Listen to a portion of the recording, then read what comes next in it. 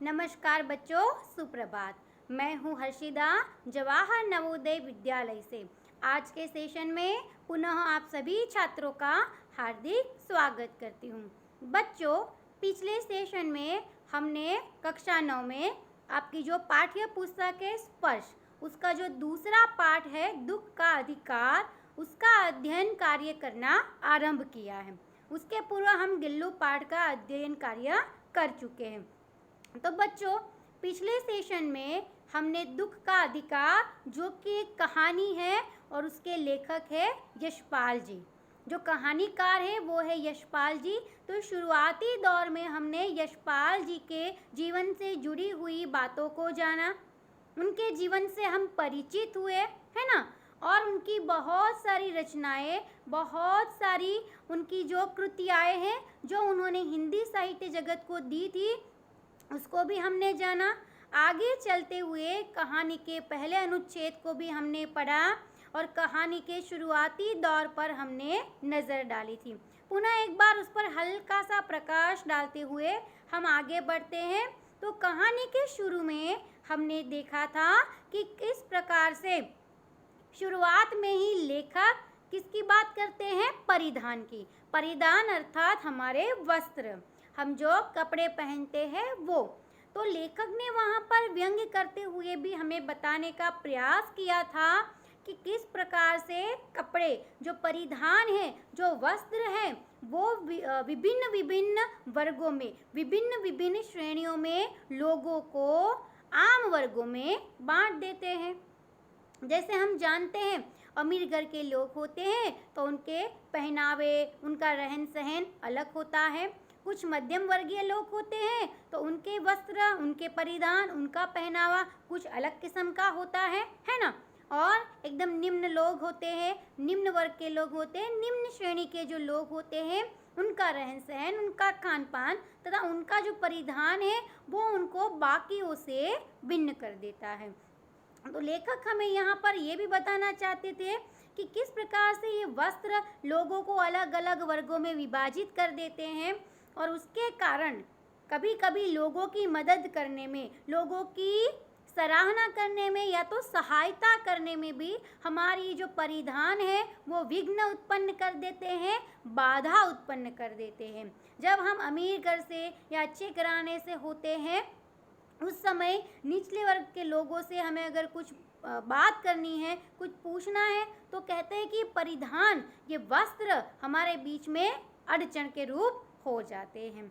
कहानी के शुरुआत में ही हमने देखा था कि एक बूढ़ी औरत, एक बुढ़िया, आधेड़ उम्र की औरत एक टोकरी में बहुत सारे खरबूजे लेकर रोड के किनारे बिक्री के लिए, मतलब कि बेचने के लिए बैठी है। और कुछ एक खरबूजे जो थे वो ज़मीन पर नीचे पड़े हुए थे। उसका आशय तो था खरबूजे बेचना, लेकिन कोई भी उसके पास खरबूजे खरीदने के लिए नहीं जा रहा था।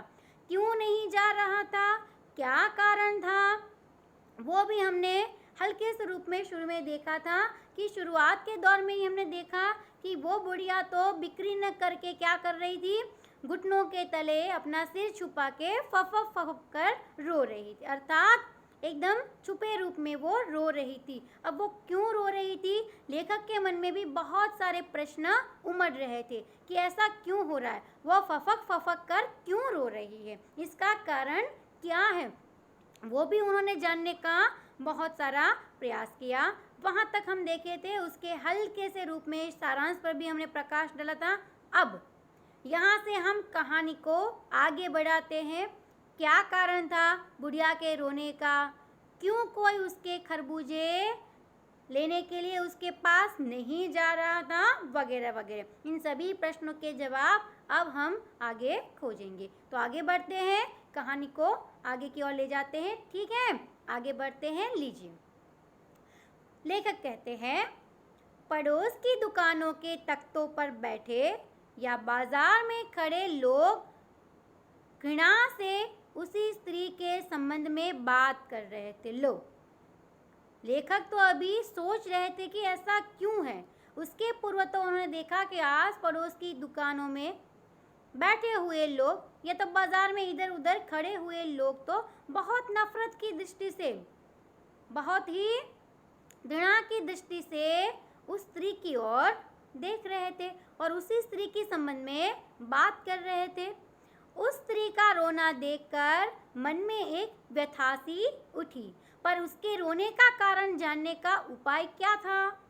फुटपाथ पर उसके समीप बैठ सकने में मेरी पोशाक ही व्यवधान बन खड़ी हो गई।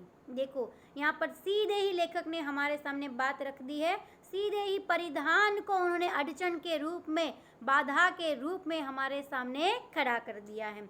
वो क्या कह रहे हैं?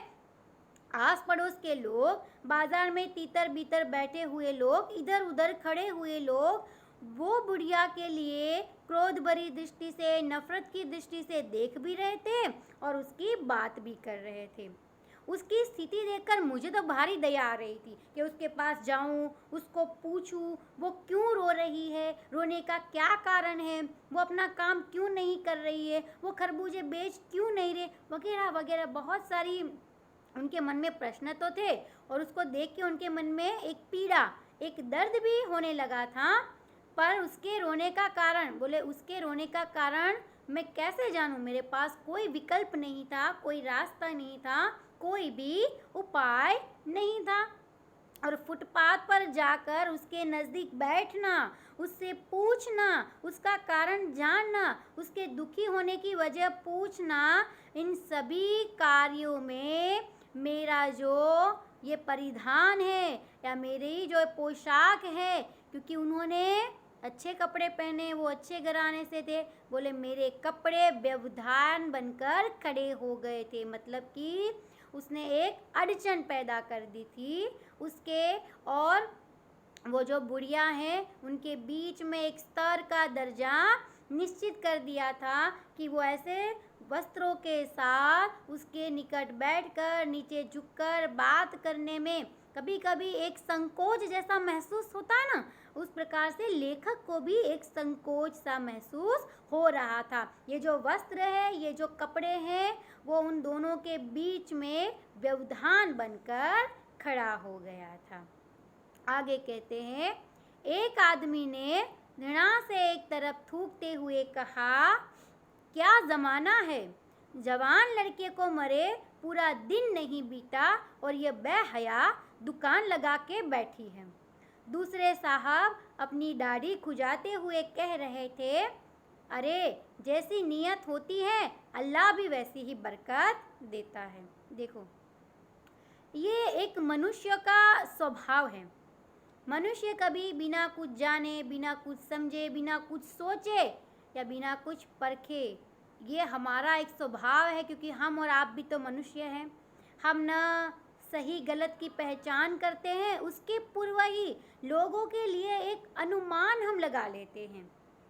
लोगों के लिए एक प्रकार का अंदाज़ा हमारे मन में बैठ जाता है।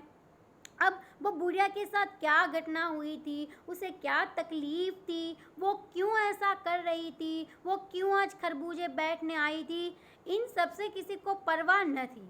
लेकिन बस उसका आना, उसका बैठना, खरबूजे बेचना, ये सब ने देखा। उसके पीछे का कारण किसी ने नहीं जाना, न जानने की कोशिश की, लेकिन उसके पूर्व ही उसकी तरफ नफरत भरी दृष्टि से देखने लगे, उसके लिए पचासों बातें करने लगे। तो यहाँ पर कहते हैं लेखक कि एक इंसान ने तो उसकी तरफ बहुत क्रोध भरी या नफरत भरी दृष्टि से थूकते हुए कहा, उसकी तरफ थूकते हुए कहा, क्या क्या ज़माना आ गया है। हम कभी कभी कहते हैं ना, लोगों की बातें सुनते हैं ना, अरे यार क्या ज़माना आ गया है, उसके लड़के को मरे हुए अभी पूरा दिन भी नहीं बीता है और वो बेहया, बेहया का अर्थ होता है बेशर्म, जिसको कोई शर्म या संकोच नहीं होता।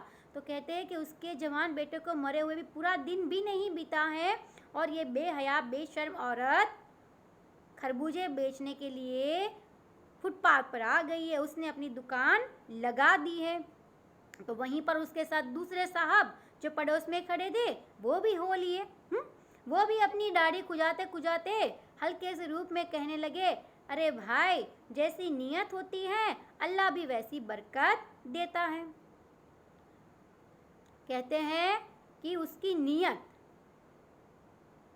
उसकी जो भाव है, वो क्या करना चाहती है, तो उसकी नीयत जैसी है तो अल्लाह ने भी उसको ऐसी बरकत दी। यहाँ पर ईश्वर की ओर संकेत किया है कि अगर हमारे मन में चोर है, अगर हम झूठ, फरेब, धोखे से काम कर रहे हैं, तो उसका फल भी हमें ईश्वर या अल्लाह या राम या रहीम जो भी कह लो आप, क्योंकि ईश्वर के तो हजारों नाम है ना, तो यहाँ पर अल्लाह का नाम दिया गया है। तो कहते हैं कि भाई जैसी जिसकी नीयत होती है, जैसी जिसकी सोच होती है, वैसा ही ईश्वर उसको परिणाम या तो फल देता है। तो दूसरे इंसान ने भी ये कहा उसकी नीयत ऐसी है तो अल्लाह ने भी उसको बरकत ऐसे ही दी है। मतलब वो जैसी नीयत से काम कर रही थी या कर रही है, ऊपर वाला भी उसको ऐसा ही फल दे रहा है। तो ये भी एक व्यंग्यात्मक भाव है।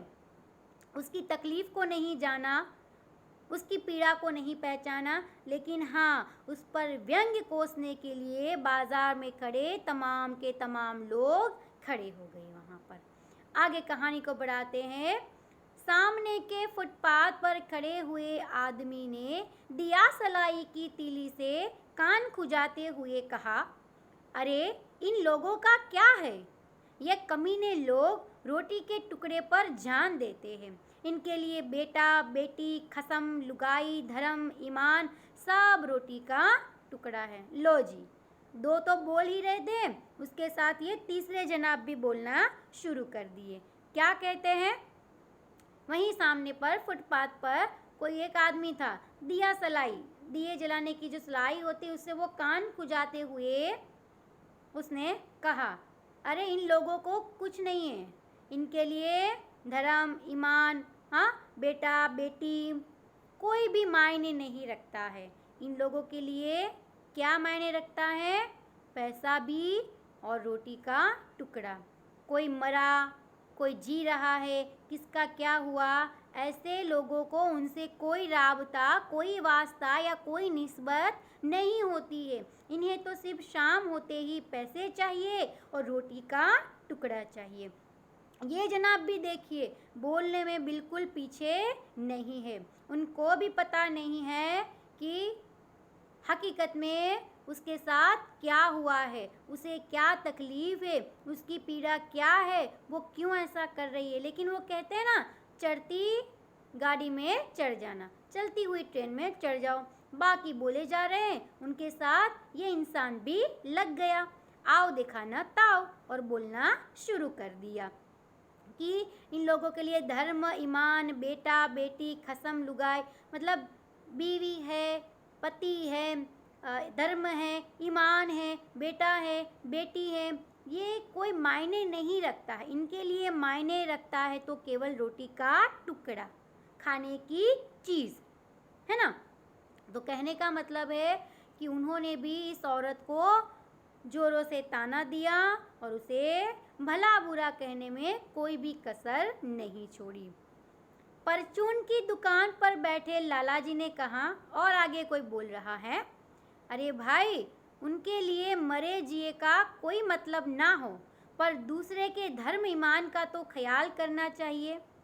जवान बेटे के मरने पर 13 दिन का सूतक होता है और वह यहाँ सड़क पर बाजार में आकर खरबूजे बेचने बैठ गई है। 1000 आदमी आते जाते हैं। कोई क्या जानता है कि इसके घर में सूतक है। कोई इसके खरबूजे खा ले तो उसका ईमान धर्म कैसे रहेगा? क्या अंधेर है। वहीं सामने पर एक दुकान पर बैठे लाला जी ने कहा कि अरे भाई इनके लिए मरे जिए का कोई मतलब नहीं। इनके लिए कोई मर जाए, कोई जिंदा रहे, किसी का कितना भी नुकसान हो जाए, उनके लिए इससे कोई लेन देन नहीं है।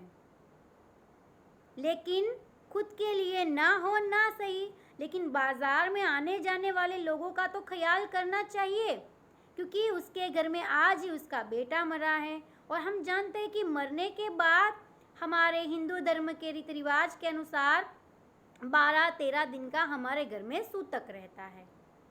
सूतक का अर्थ होता है कि हम शौक मनाते हैं। उस समय ना हम अच्छा पहनते हैं, ना खाते हैं, ना कहीं आते हैं, ना जाते हैं, ना लोग हमारे घर का खान पीन करते हैं। तो ये एक ऐसी पुराने समय से चली आ रही प्रथा है।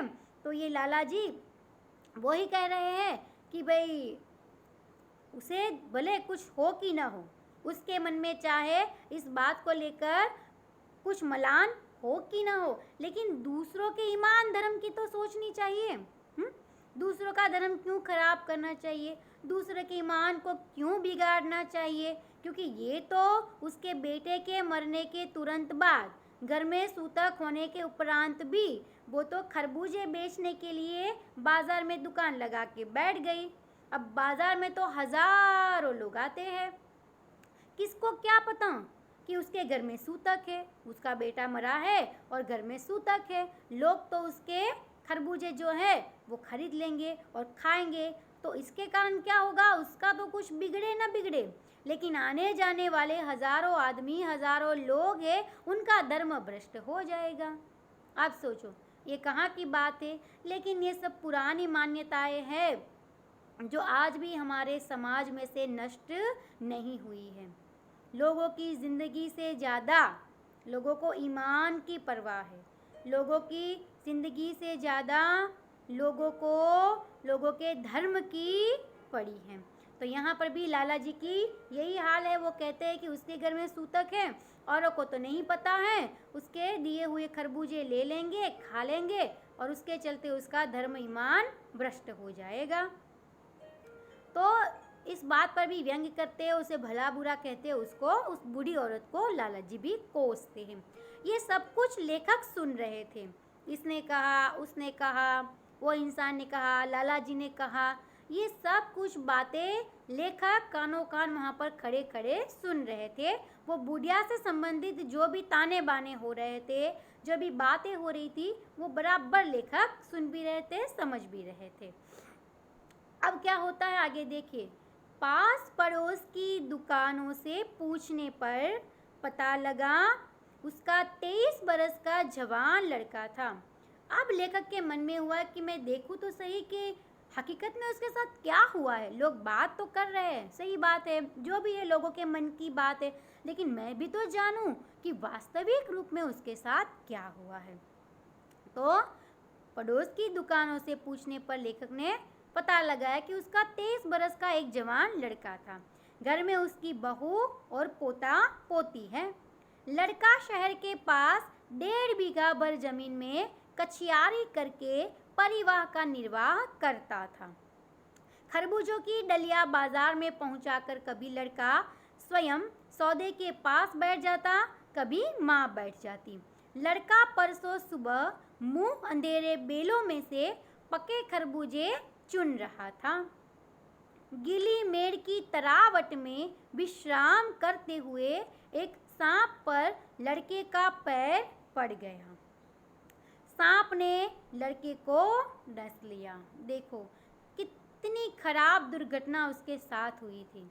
जब पड़ोस की दुकान से हकीकत जानने के लिए लेखक ने अपना काम शुरू किया तो उन्हें पूछताछ करने पर पता चला कि वो बूढ़ी औरत का 23 वर्ष का जवान लड़का था। एक बहू भी थी घर में और उसके बच्चे भी थे, पोता पोती मतलब लड़का लड़की भी थे, और उनके पास कुछ एक ज़मीन होगी शहर के नज़दीक। तो ये जो उनका बेटा था, उनका जवान जो बेटा था, वो सब्जी का इधर उधर का काम करके परिवार का जो गुजरान है वो चलाता था या तो उसका निर्वाह करता था। सबके लिए वो खान पान की सुविधा पैदा करता था। खरबूजों को डलिया में डालता और क्या करता, शहर पहुंचाता। कभी कभी खुद ही वो ये काम करता या माँ को उसके पास बैठा देता था। एक दिन की बात है कि सुबह का जो समय होता है उसमें वो जो लड़का है वो क्या कर रहा था, बेलों में से पके हुए खरबूजों को चुन चुनकर बाहर निकाल रहा था। अब अंधेरा था, सुबह का तो समय था, लेकिन सुबह का एकदम अंधेरे वाला समय था और उसी समय वो खरबूजों को निकाल रहा था। उस समय वहाँ पर क्या हुआ, उसके साथ ये घटना घटित हुई कि वहीं पर कहीं अंधेरे में सोए हुए सांप पर उसका पैर पड़ गया होगा और उस सांप ने क्या किया, उसको काट लिया। सांप ने उस जवान लड़के को काट लिया, उसको डस लिया, तो उसकी वजह से वो लड़के की मृत्यु हो गई। तो देखो, जो बूढ़ी औरत है जिसका जवान बेटा मर गया है, तो उसकी कोई ना कोई तो मजबूरी रही होगी, तब जाकर के वो आज के आज ही खरबूजे बेचने के लिए बाज़ार में आकर बैठ गई है। किसी को शौक़ नहीं होता है कि अगर हमारे स्वजन में से, हमारे परिवारजन में से अगर कोई गुजर जाए और हम उसी दिन काम धंधे पर निकल जाए या दूसरे दिन हम काम धंधे पर निकल जाए, ऐसा कोई भी व्यक्ति नहीं होता है। लेकिन यहाँ पर ये औरत ने ऐसा किया तो उसके पीछे अवश्य ही कोई ना कोई पक्का रहस्य होगा, उसकी कोई मजबूरी होगी कि उसे ऐसा करना पड़ा। लेकिन लोगों ने उसकी मजबूरी को नहीं देखा, लोगों ने उसकी पीड़ा को, उसकी तकलीफ़ को नहीं देखा। लोगों ने बस इतना ही देखा कि उसका जवान बेटा मर गया, फिर भी वो तुरंत ही बाज़ार में डलिया में खरबूजे रखकर बिक्री के लिए बैठ गई। अब कितनी बड़ी बात हुई थी, ऑलरेडी कहा जाए तो वो पहले से ही परेशान, पीड़ा में और दुख में थी। जिसका जवान बेटा मर गया था, वो माँ की हालत कैसी होगी। और हमने तो पहले ही दृश्य में देखा कि वो तो कैसे ज़ोर ज़ोर से रो रही थी बेचारी, अपना मुंह घुटनों में छिपाकर वो फफक फफक कर रो रही थी। तो ये तो उसके दर्द का पहला ही कारण था, वो तो किसी ने देखा नहीं और लोग इधर उधर की बातें कर कर उसे ताने देने शुरू कर दिए। लेखक ने पूछताछ की और लेखक को ये पता चला। ठीक है, आगे क्या होता है। लड़के की बुढ़िया माँ बावली होकर ओझा को बुला लाई। झाड़ना फूकना हुआ, नागदेव की पूजा हुई। पूजा के लिए दान दक्षिणा चाहिए। घर में जो कुछ आटा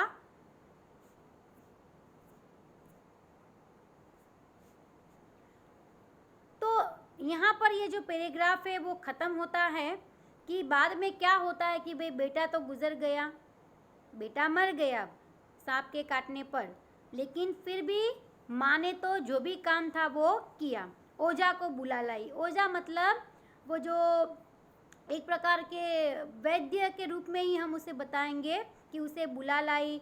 और वो जो कहते हैं ना झाड़ना फूकना, एक प्रकार की विधियाँ होती है अलग अलग प्रकार की, कि सांप के विष को उतारना, या तो बिच्छू ने अगर काटा है तो बिच्छू के विष को उतारना, नागदेव की पूजा करना, ये सब पुराने समय के क्रियाकांड माने गए हैं।